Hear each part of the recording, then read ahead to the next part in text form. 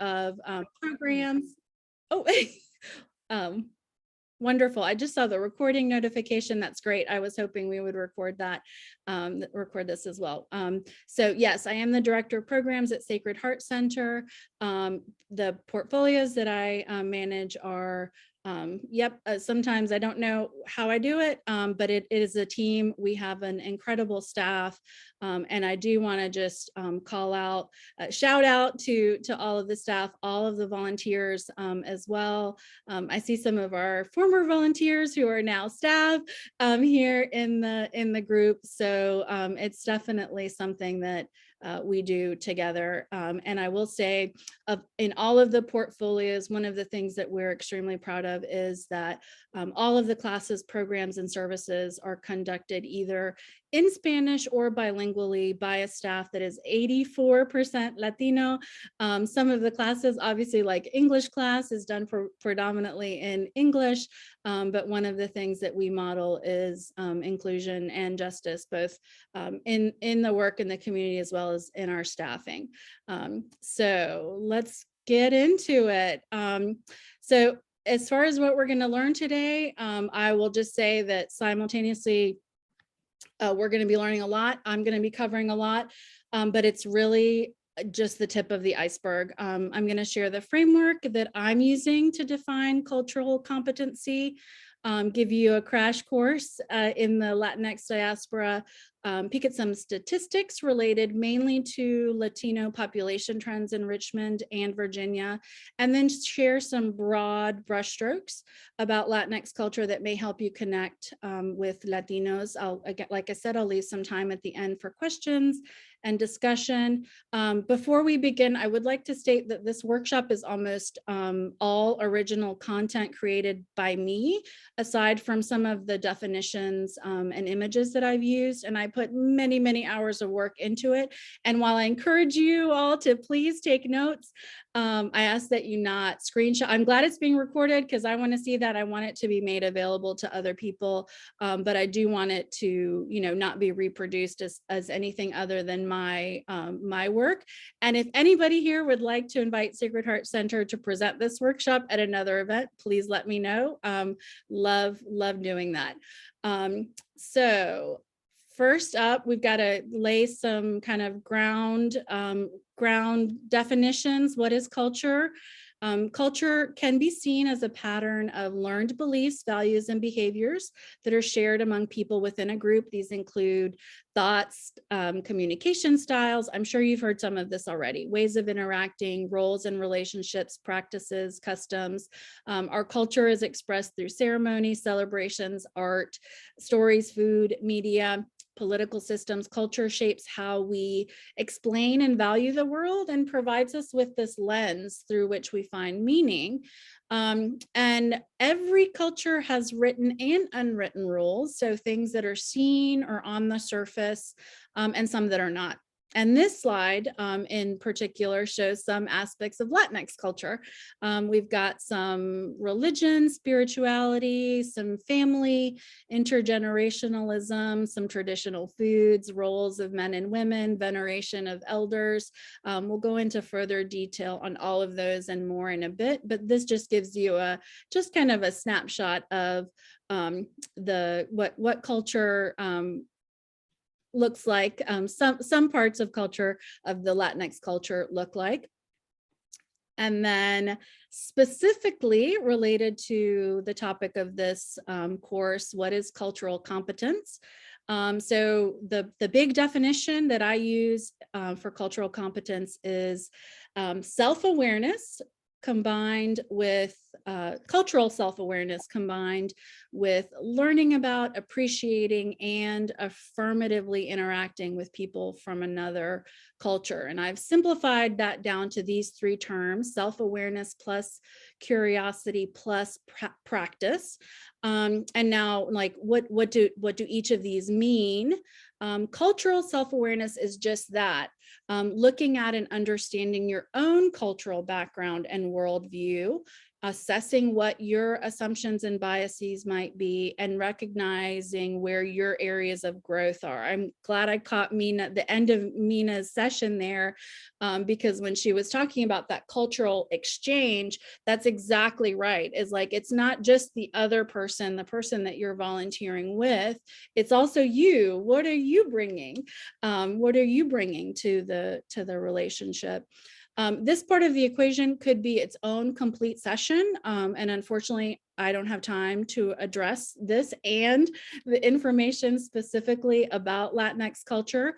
So at the end of the session, I'm going to assign some homework. No, I'm just going to give you some resources, some links that will hopefully get you thinking about, or maybe more deeply analyzing your own cultural background and worldview, and where your potential sticky spots might be when you go to volunteer with someone from the Latino community. Many of the other sessions in the summit will be helpful here, many, if not all. I mean, we're talking about unconscious bias, stereotypes, cultural differences. Can we be welcoming? How do we have compassion? All of those things will be useful. For the purpose of this session, all you really need to know is that when you're wanting to engage with someone from another culture, it's not just their culture that you need to be aware of. You must also be aware of and engage critically with your own. So that's step one. The second part of the equation is the curiosity, and that's what you're doing right now.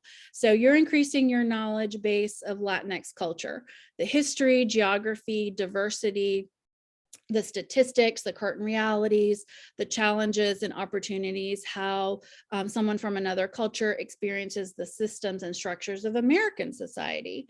And curiosity also means openness, empathy. Again, what Mina said about compassion, absolutely, that's important. That is the curiosity, is also having that open heart and openness to an exchange, and non-judgment. That's also very important, is just really being, keep your judgments, your ideas of what is wrong and right to the side. Just want to be curious and engage with someone who is different from you.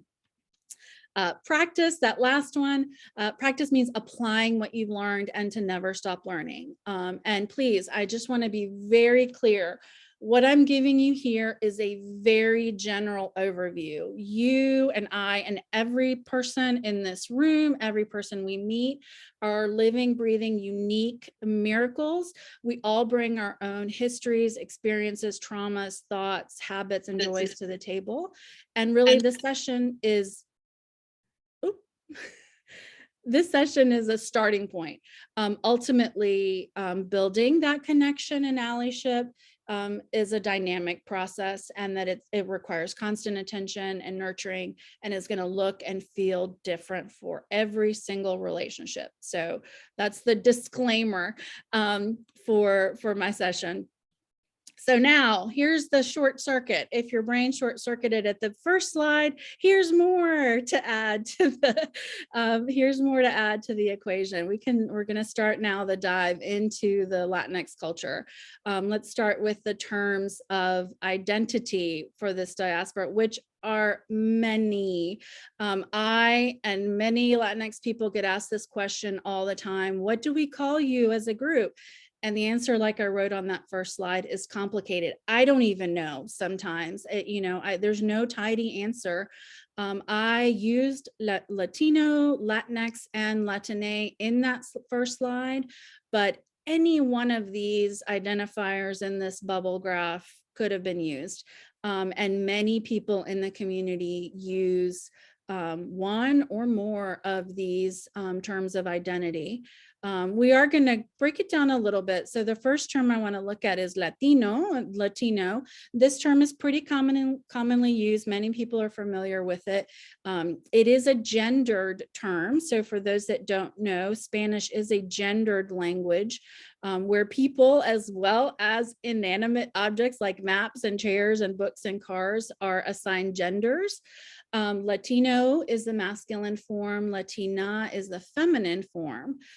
So there, right off the bat, we've got some decisions to make and some boxes to be put in and put other people in. Other terms you may have heard are Hispanic and Latinx. And the other one that I used in my first slide is Latine with an E at the end. That's another term that's entered the lexicon recently. So I'm just going to give you some general, a general overview of how these terms are used. This is not an exact science. Again, with the disclaimer, in general, Latino, Latina refers to masculine or feminine gender, as well as where in the world a person or their ancestors are from, specifically the countries of Latin America, which includes the Caribbean. Hispanic generally refers to the language a person speaks, and the impact of Spanish, Spain, Spanish colonization on Latin America. People from Spain are generally thought of as Hispanic, but not Latino, for example.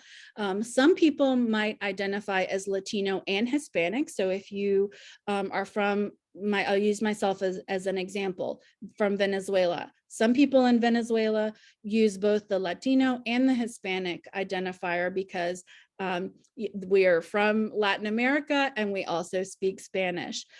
Some people in Latin America, Brazilians, for example, may define themselves as Latinos, but not Hispanic because they don't speak Spanish. The predominant language in Brazil is Portuguese. So they may not use the Hispanic term at all, but they would consider themselves Latin American or Latino. And then we kind of overlay the issue of race here. Some people prefer to use the term Hispanic only because of they want to highlight the European, the Spanish and white lineage. Like I said, is real complicated. It all depends. The Latinx, the X at the end, is an attempt to offer a gender neutral or non-binary term someone can use to describe themselves or for people not wanting to assume someone else's gender. This is a fairly new word. The complication here is that it's hard to pronounce the X in Spanish. The X in Spanish is generally pronounced like an SH, so it doesn't work. The Latin X doesn't really work in Spanish. And that is why we've seen the introduction of the term Latine with the E at the end as a way of being inclusive of gender as well as pronounceable in Spanish. I like the term Latinx. I generally use it when I'm speaking English to non-Latinx people who are from Generation X or younger, or when I'm speaking English to other people who are familiar with the gender inclusivity and trying to be inclusive of all of those identities. I generally use Latino or Latina when I know someone's gender or they use the term to describe themselves, or when I'm speaking with older generations of any race or ethnicity and I don't have the time or energy to explain the X, the gender aspect of it. I generally avoid the term Hispanic. Again, this is my preference because I personally feel it gives too much weight to the white colonization lineages in our history, but I will use it when I am talking to older or conservative people from any race or ethnicity, including Latinx people. And like I said, some people will also use that term to describe themselves. And in that case, I absolutely respect that. I'm not putting my values on them. If someone wants to be called Hispanic, use that term for themselves. I'm good with that. I will call you whatever you want me to call you. And then the one additional asterisk, if it's possible, is that many people don't use any of these terms and are uncomfortable with them all and prefer to use their country of origin as their identifier. So again, you just really need to be open to whatever, making that a conversation. when we think about, if we want to make this a little bit more exciting, we talk about race and how it impacts how we identify. There's a lot of controversy, I don't know, discussion, controversy around, is Latinx, is Hispanic a race, an ethnicity? I don't know. I don't have answers here.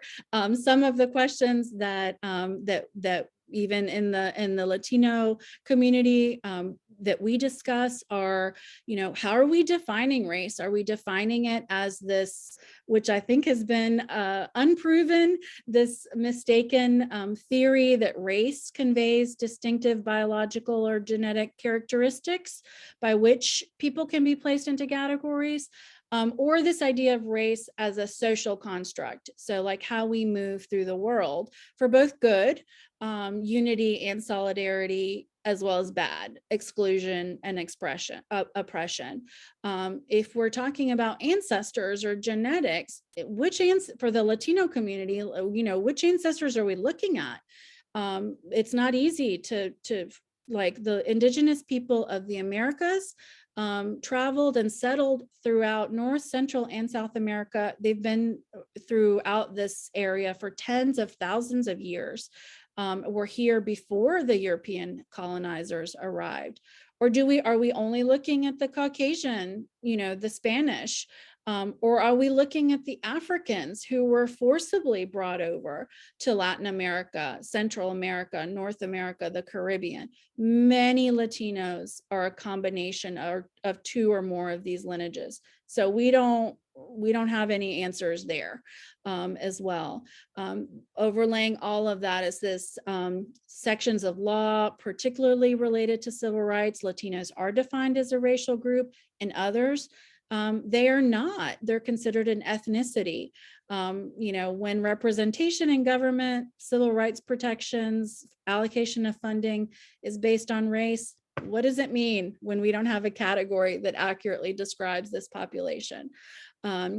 The issue of identity that I was speaking a little bit about before is complicated also by the fact that identity can serve one purpose in one place and a completely different purpose in another. Some members of the Latinx community never use the term Latinx or Latino or even Latin American for themselves until they arrive to the United States and need to establish a connection, a safety network, and solidarity here with other people with similar backgrounds. Back home, they were Dominicans, Venezuelans, or even drilled way down into identifying themselves by their town or region within the country. So, all of this bubble is kind of a good image of what goes on in my brain when I think about identity for the Latinx community. It's complicated. Like I said, the short answer here is there is no simple answer. Don't assume. We're not a monolith. Be curious and ask the person what term they identify with, if any, and just be willing and brave to have a difficult conversation on the topic. Okay, so next, when we think about, we're going to dive a little bit deeper now. When we think about the diaspora, we have 5 groups that we need to think about. We need to keep in mind. So this picture of the cave. Oops. There it is. This picture of the cave in the left of your screen. Like I said before, the indigenous people of the land, now known as North and South America, have been here for more than 14,000, 15,000 years. That picture is of a rock shelter, an archaeological site in Mexico with signs of human habitation dating back to 30,000 years. There are sites in New Mexico, Texas, dating back to 15,000 years ago. And although much of this population was exterminated via colonization, both of South and Central America and North America, pockets of indigenous groups still exist throughout this area, and strive. They're still alive. They're striving to preserve those deep ancestral tradition. So we can't forget that we've been here for tens of thousands of years. We also have to include, if you look at this map on the right of your screen, Africans who were forcibly brought over to Latin America by Spain and Portugal during the slave trade of the 1500s. They are throughout, these peoples were throughout South, Central, North America, and the Caribbean. We also include the countries established via colonization by the Spanish and Portuguese. That includes 29 countries or territories in Latin America and the Caribbean. So that includes Central, South America, and the Caribbean. And then, of course, we've got sort of on the bottom right of your screen, the country of Spain, who colonized Latin America and whose impact created much of what we consider Latino and Hispanic culture today, although we cannot forget that there is still an indigenous culture that has managed to survive colonization and also informs the Latino identity. And last but not least, Selena Gomez, she's the lovely lady there on your bottom left of your screen. We have to include bicultural Latinos who were born in America. This is actress Selena Gomez, whose grandparents on her father's side are from Mexico, and who settled in Texas in the 1970s, where her father was born and where she was born. That is also a part of the Latino identity. First, second, third generation Americans or Mexican Americans, or depending on how they identify, they do have that Latino identity and were born in the United States. Everyone on that slide can lay claim in one form or another to Latino, Latinx, and or Hispanic identity. I do want to say here that among the countries, regions, and towns of the Latinx diaspora, there is a vast diversity in religions, religious practices, languages, words, socioeconomic conditions, governmental systems, exposure to war, occupation. We joke at Sacred Heart Center sometimes, like amongst our staff, like there might be 5 different terms for the word straw in English. There's 5 different words in Spanish or in other languages for that. And this is not uncommon, is that, even countries that are side by side will have very different terms for different objects. And that just really speaks to the fact that also the borders and the lack of borders, the impact of borders and lack of borders. So again, keep that in mind when you are interacting with a Latino, is that really it may mean a broad thing, but it also means some very specific and unique things to each person within that broader identity. I'm going to take a sip of my tea here. When we look at in Virginia, the Latinx community sort of by the numbers, well, here's another disclaimer before I start. So I mentioned the ancestors, the indigenous ancestors, who have been here for at least 14,000 years, if not much longer. In this next section, I'm going to be using the legal or modern day definition of immigrant. But many people in the Latino community can trace their roots here in America to before Europeans arrived. So technically, it is white Europeans who are the immigrants. I just, feel the need to make sure we, acknowledge that. But when we talk about Latino immigrants, we're really looking at modern day immigrants. We're really looking at 2 groups, distinctive groups. We've got the first group of Latino immigrants that came to Virginia in the 1990s.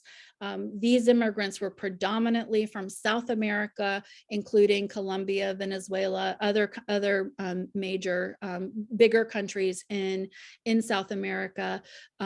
Those numbers were fairly small. We had a second group of immigrants that began arriving about 15 years ago, primarily from Central America. So El Salvador, Honduras, Guatemala, as well as Mexico. And this trend has continued up until recently in the past couple of years, where we have seen larger numbers of Venezuelans seeking asylum because of the instability in that country over the past few years. Really, the predominant immigrant groups to Virginia have been from Central America, specifically El Salvador. That is the country with the largest population of immigrants in Virginia. And then we also have the US born Latinos in Virginia. 56.5% of the Latinos in Virginia are born in the United States. So they are not immigrants. They are probably children of immigrants or grandchildren of immigrants, but the majority of the Latinos in Virginia were born here. Looking at kind of the population, the Latino population has tripled in Virginia. The Latino population has tripled in the past 10 years. We're currently at 908,000, 10.5% of the overall state population.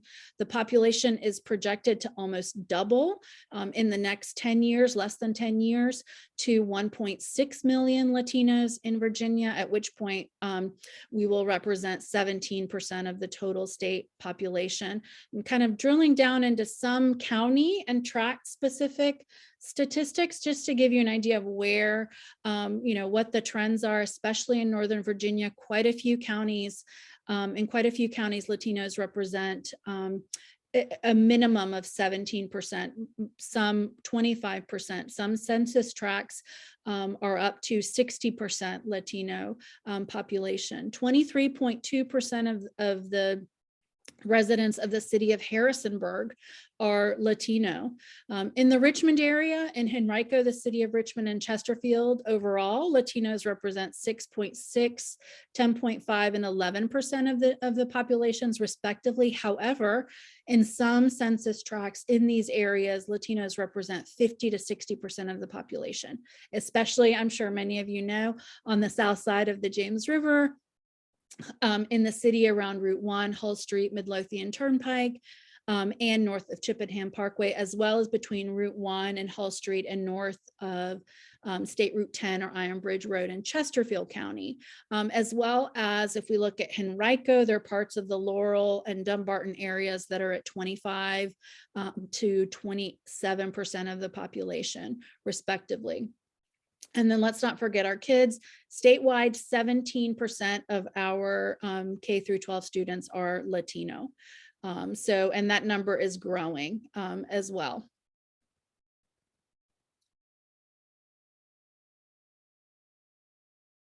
Okay, so I think here's the nitty gritty, the nitty gritty of the cultural competence. We're gonna now get into some of the core cultural values for Latino and the Latino and Hispanic community. And I specify Hispanic here because much of what we consider Latino culture are there vestiges of Spanish colonization. Unfortunately, the indigenous traditions, the indigenous culture, the cultural values of the indigenous communities aren't as represented in current or modern day Latino and Hispanic culture. We're many of us, myself included, we are learning more about that side of our history, but it cannot be understated the impact that Spanish colonization had on what we consider Latino and Hispanic culture. And again, disclaimer, this discussion is meant to give you tools and insight that may assist you in understanding Latino people. Context is key. always, and always remember that you're interacting with a living, breathing, unique human being, and that relationship must always be negotiated and danced at that very individual level. So these are just overviews. We'll start first with familismo, or family. Absolutely, one of the first things that people from the Latino community will say as what defines them: loyalty to the family above everything and everyone else. And family in this sense is multi-generational. It's not at all like the notion in America of the nuclear family. The Latino family includes extended family, cousins, all relatives, as well as close friends of the family and their families. So we really have the idea of a family almost as a village, in a sense. Important here to keep in mind is this issue of this notion of reciprocity. Every person in the family is expected to support and protect the other and return favors, but it's not seen as a favor, it's seen as a duty. This is what we do to help everyone in the family. We support and lift up everyone who needs the help.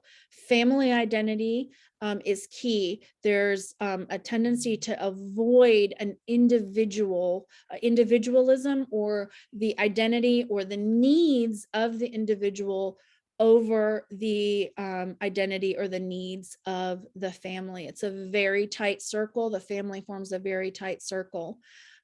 Important here is the notion of collectivism. Like I mentioned earlier, everyone in the family has a duty, a responsibility, an obligation to the family. Everyone has a role to play. The needs of the group supersede the individual groups. And this is a worldview that values group harmony versus individual happiness. The group or family or social network is very important, and interdependence is seen as a positive, unlike what we see in America, where independence is valued over everything. In the Latino culture, interdependence is seen as the ideal. And just some practical strategies for, when related to familismo and collectivism. In order to preserve group harmony, there's a tendency to avoid conflict. So you need to keep in mind that conflict or differences of opinion may be difficult to navigate with members of the Latino community. Even if you know that the person might have a different view, there's a tendency to want to avoid conflict. The importance of the family also highlights in the sense of duty, also highlights why some Latinos endure harrowing journeys to enter the United States, to bring their children and other families. The hope is to be able to provide a better life for them. And it also speaks to why so many Latinos in the United States send money back home to their families, even though they themselves may be living in extreme poverty here in the United States. This obligation to send money back home is very, very strong. Now, getting into some of the gender roles that we see, two sides here, kind of the coin: machismo or patriarchy, and marianismo, or the traditional Latina femininity, which the root word there is Mary, the Virgin Mary. For machismo, this is the notion of traditional Latino masculinity. The man is the head of the household, regardless of whether the amount or whether he brings in a salary or not. The man is the protector, the provider, stoic, strong, does not show weakness, very proud. Then when we look at the feminine, the female side, the things that are valued are submissiveness, domesticity, childbearing, raising children is a very important job in the Latino community. Mothers take care to be very devoted, very doting, very loving towards their children. Ensuring that cultural and religious traditions are passed down is the duty of the mother. There's also notions here of sacrifice, of sacrificing things for your children and not having an identity outside of being a wife or mother. Now I know that in practical, interactions with Latina women, some of these things may not be, we may say that this is what we believe, but in practice, it may mean completely something, it may look completely different. Again, these are generalities. Some practical strategies or some practical things to keep in mind related to these gender roles, as well as this notion of family. Asking children to translate or fill out forms or do things for their parents, do work for their parents, or help their parents, that needs to be avoided if at all possible. This subverts the pride that parents feel in taking care of their children. It also subverts their authority. It makes parents feel weak.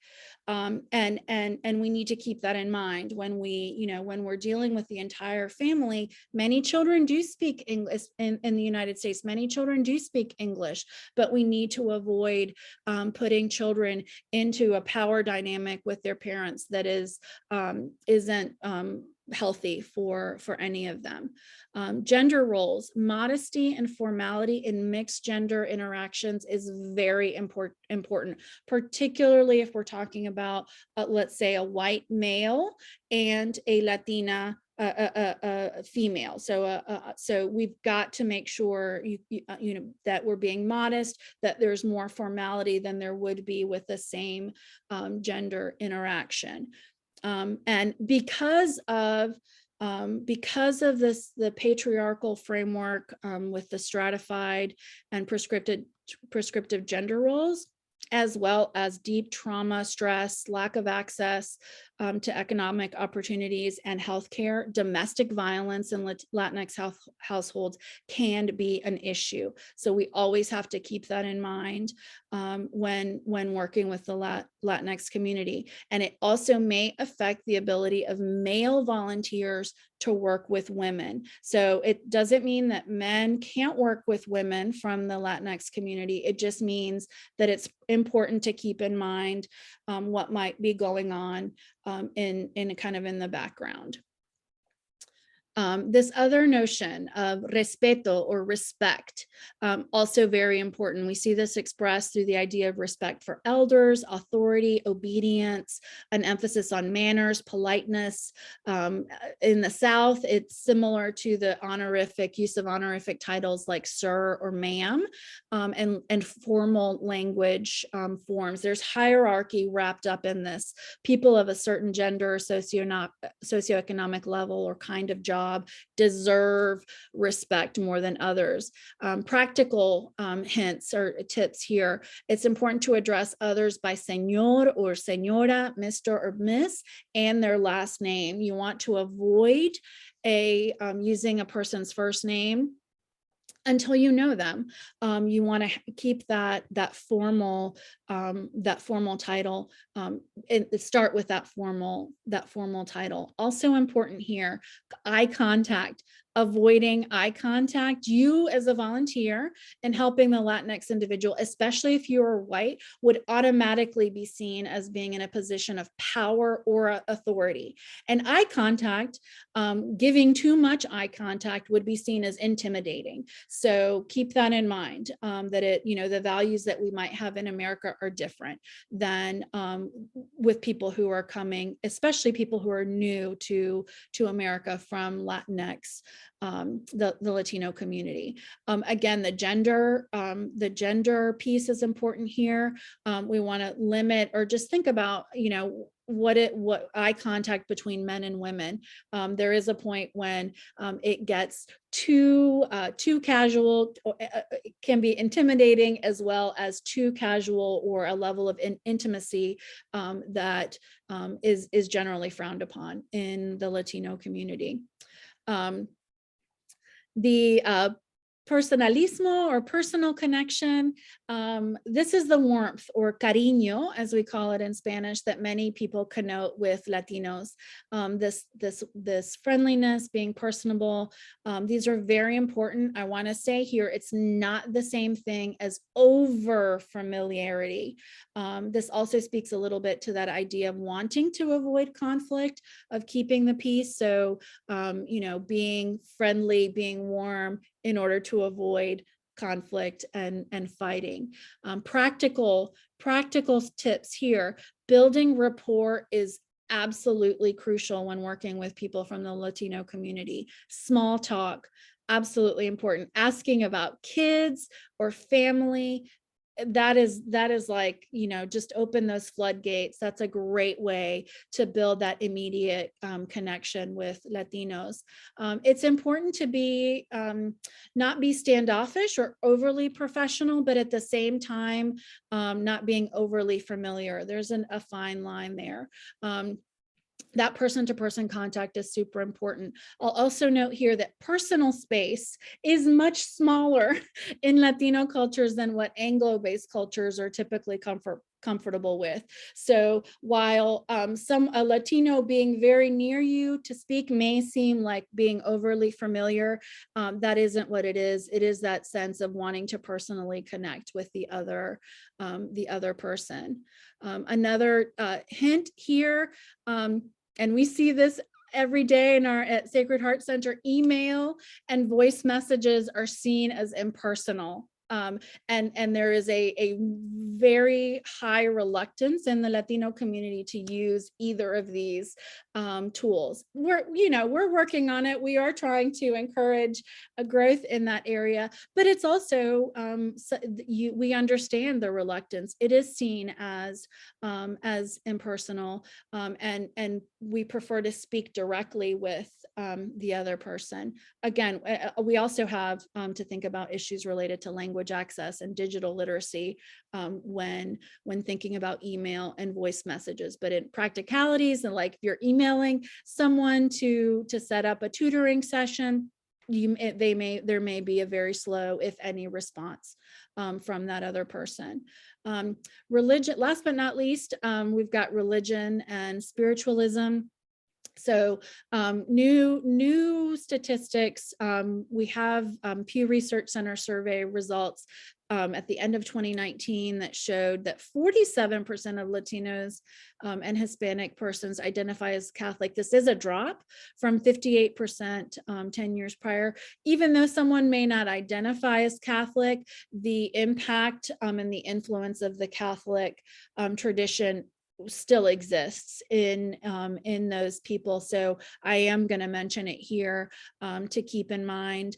For Latinos who identify with the religion or spirituality, church and faith are central to daily life. God is not a faraway entity, but an active force in everyday life, and a relationship to be nurtured. So practical things related to this value in the Latino community. Again, and this is if somebody goes to church, if somebody aligns with this identity, avoiding church services, church activities, celebration of saints, holy days. It's very important to keep those days in mind when scheduling events or meetings with people from the Latino community who are active in their faith. Also, faith is practiced at home and used in daily speech. This is something that even when I was raised in the United States, sometimes strikes me as a little, I need to remember which community, where am I operating, because Latinos will use primero Dios, God willing, Dios te bendiga, may God bless you, bendiciones. I use that myself, throughout their language. So just know that some of that is also going to be seen in their speech, regular everyday speech. Some additional things, I think little things that are important, names. And so just for those that don't know, Latinos usually use two last names, the paternal and maternal names, and children receive both the father's and the mother's last names. So, and also the first and middle names are called nombres, or what we would consider name, while the first and second last names are apellidos, and those are what we would consider last names. So if someone has 4 names, and some people may have even more than 4 names, the first 2 would be the name or the first name, and the second 2 and on would be considered the last name. Dates. In Latin America and many other countries of the world, the short version for dates is day, month, year, not month, day, year, like we use here in the United States. And last but not least, time. This notion of time is uncertain, is flexible, is very fluid in the Latino culture. Life is lived very much in the present versus future or forward planning. And so practically in volunteer interactions, you may want to think about how do you send reminders? How do you make sure that you're all operating on the same kind of the same schedule or the same timeline? Whew, I'm going to take a little breath here. Another sip of tea. I'm almost kind of wrapping up. There are some other factors that may impact interactions, and I don't want to forget these. They are not specific to the Latino culture, but they absolutely impact our community. Trauma, for sure. We're talking here about generational trauma, as well as any difficult experiences people may have had in their home countries. The immigration experience, if they immigrated, might have been awful, harrowing, traumatic. Navigating a new country and building a new life might be confusing, exhausting. They may struggle. There's certainly homesickness that occurs, as well as having to deal with racism and discrimination in their current lives. We also need to think about the challenges for Latino people. Language access, absolutely a factor. We are seeing that improve in some areas, but it's still a lot of work to be done in the area of language access, as well as transportation, childcare, and technology access, which also then translates into difficulty navigating systems that are necessary for a vibrant life. So education, children's schooling, housing, rental contracts, utilities, navigating employment, finding healthcare. There is all of these things are interrelated and may impact the ability to build a connection with someone from the Latino community as well. Just some, when we think about real tangible things that may impact your relationships or interactions, there's the poverty, lack of economic opportunities, which often translates into people from the Latinx community working multiple jobs. So they're busy, working very long hours. And that needs to, as well as youth. So this includes youth. We have young people, 15, 16 years old, who also will have a full-time job after they finish the school day, if they haven't been forced to choose between school and working, which is also a very real thing that happens. Even in their jobs, Latinos are often underpaid or experience wage theft and or exploited in other ways by unethical businesses and employers. And then we've also got this other piece here, which is that there are limited and very difficult paths to work permits, residency, and citizenship. So there's definitely, this will impact their availability as well as their mental state. last but not least, fear and distrust of the government. And this might be because of negative or traumatic experiences that people have experienced in their home countries, or here in America, or both. So when you're thinking about forms, what kind of information, contact information you're asking of people, if you're requiring ID or Social Security or other forms of documentation, you need to realize that many people won't be able to or won't want to give that information because of this fear.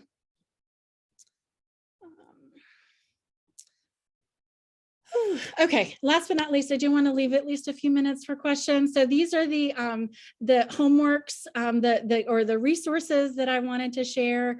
And remember that I said at the beginning that cultural competence involves not only learning about other cultures, but also your own, as well as where your zones of growth might be. And so here are some of the resources. There's a million others out there. These are just some of the ones that looked like they could either be absorbed in small chunks or that offered a variety of resources. The first is from the State Department, which is a series of modules to go through. It's written for people, Americans who are going abroad, but I think it's applicable when you are engaging with someone from another culture here as well. A video there, this peanut butter jelly and racism is a short little video with a definition about implicit bias. I'm sure many of you have heard about the Project Implicit or the test for implicit bias that came out of, I think it was Harvard. There's a link for that. This fourth one, know how your own background influences your teaching, is specifically or was written for an educational or school setting, but it can be applied to any setting. That one has a lot of different resources. And there's also this video, this last video, the model of intercultural sensitivity, is almost like a spectrum that describes how moving from an ethnocentric viewpoint to an ethno-relative viewpoint, and not specific to the Latino community, but lots of really good things to keep in mind when thinking about the Latino culture. And then last but not least, I am going to leave this up on the screen for just a minute, just so that you all see my email there. Like I said, if you have, if you want to learn Spanish, volunteer with us, or ask additional questions outside of what I hope we'll have a few minutes after I stop sharing here, please reach out. I'm happy to continue the conversation offline. And then with that, I think I'm gonna, oh my goodness, I see 20. I've been avoiding looking at the chat. I do see the chat has been busy, but I haven't been paying attention there. So I will stop there and open up for if there are questions or comments. Oh my goodness. So Carolina, somebody to help me. Thank you so much for helping us navigate these complexities. You have packed a tremendous amount into an hour. We're about a minute from the time from noon. So I guess if you want to do a question, or I suppose if people want to stay online and you're willing to do that, Kate, Helen, does that work? Okay.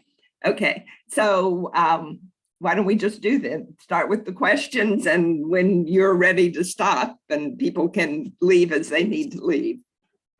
Sure. And we do have your email, so people can send questions if they don't get to them right now. So I don't know if people want to, I'll leave the, if people want to just pipe up with questions while I can look through the chat to see if there's some other ones. But if you have something you want to ask or bring up now, I'm happy to do that as well. Carolina, there was one question about accessing the resources in your last slide. Can you drop them in the chat? Oh, sure. That's a technology question. Yes, I think I can.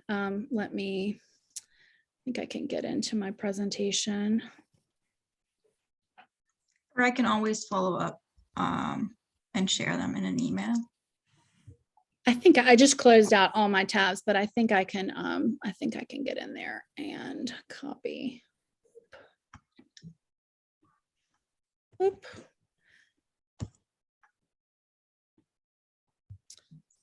I see some other terms in the chat as well. I see Chicano, Chicana as one other one that I forgot to put in there, as well as La Raza. Yes, there's tons of other terms that could have been in that bubble. And like I said, are just navigating that conversation with others. Okay, I think I've got the.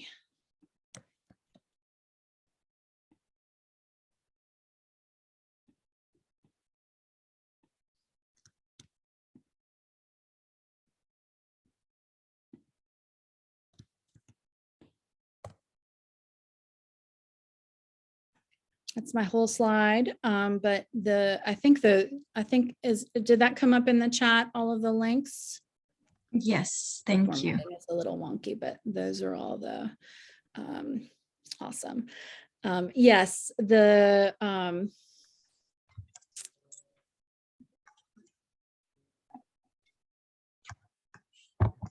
someone was mentioning the personal space and the issue of the zone that is smaller sometimes in the Latino cultures.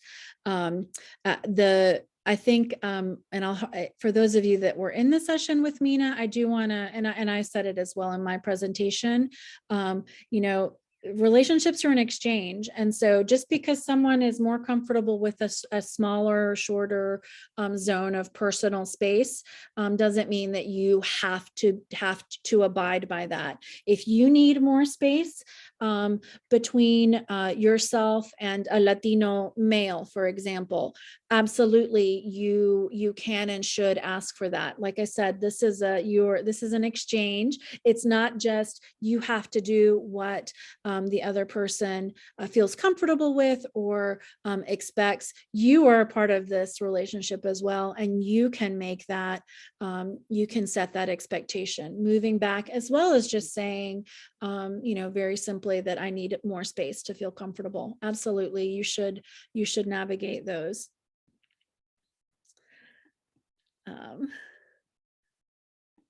I'm having trouble following if they're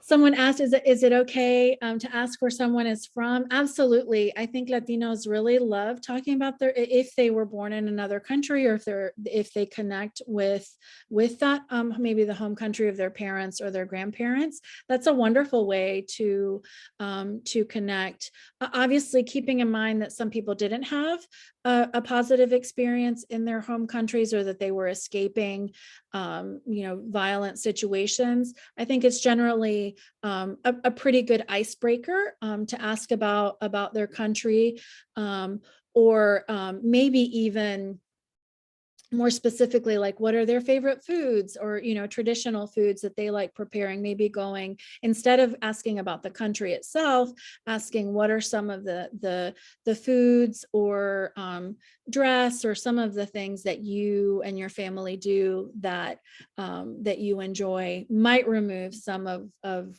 what might be a traumatic relationship with the home country.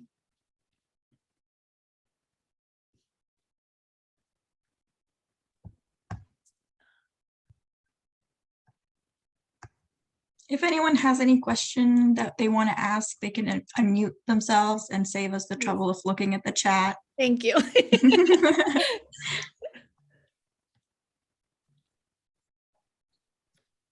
I thought this was awesome. So I wanted to say that real quick. It was really packed in, lots of information, and like it enlightened me. Well, it just made me feel like a connection with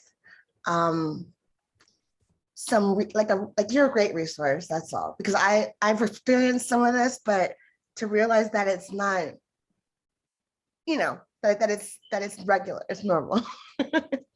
It's nice. Thank you for saying that, Courtney. I will say I mean, it was educational for me. I knew some of the aspects and obviously live them, but really writing it all out like this did make me think about even some of the interactions that I have in my personal life and at work. They're like, oh, that's why we do these things this way. Even for those of us that are in the community, we may not understand or know why we're doing. And quite frankly, that applies to any culture, no matter where you're from, what culture you identify with. There are going to be kind of unspoken and spoken things, and some things that you just don't even know you're doing. They're just part of the air and that you breathe and the water you drink. When we think about culture, it's always good, I think, to examine them compassionately. Yeah, and that self-awareness factor you're talking of, like that's what you're saying, and that's what we need to all do, like in all of our interactions, and be intentional as we can be. I mean, mistakes happen, of course, and there's like a learning curve, and there's practice and get more comfortable as with time, but be patient with yourself and go for it. Interact. Absolutely. And also, I mean, for people that I should mention the statistics about, there's 56% of Latinos were born actually in America.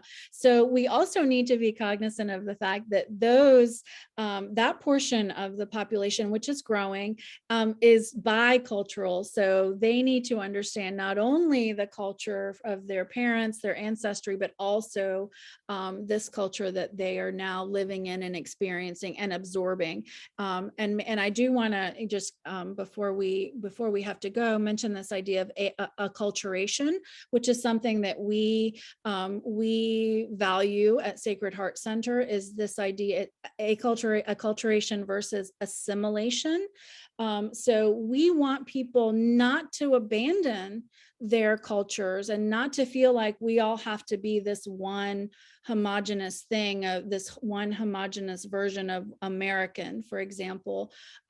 We want there to be that cultural exchange. We want what is a typical American culture to absorb some of the things of Latino culture, of any culture, Afghan, whatever culture we're talking about, and vice versa. So, what are some of those? I look at some of these values in Latino culture and I'm like, oh, I don't, not necessarily wanting to keep some of these things.